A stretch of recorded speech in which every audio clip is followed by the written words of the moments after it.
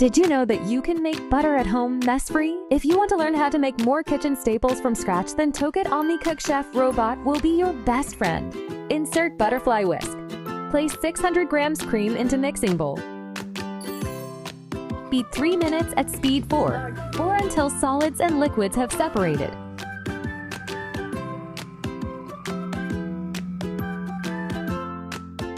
Remove butterfly whisk.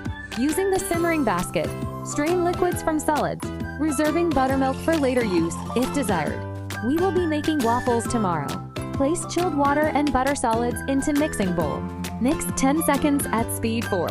Using the simmering basket, strain liquids from solids a second time.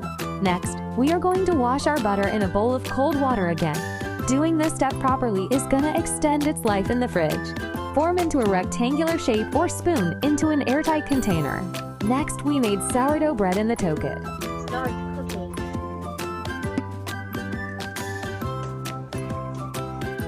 We love that the TOKIT has different cleaning programs, so it does the hard part instead of us.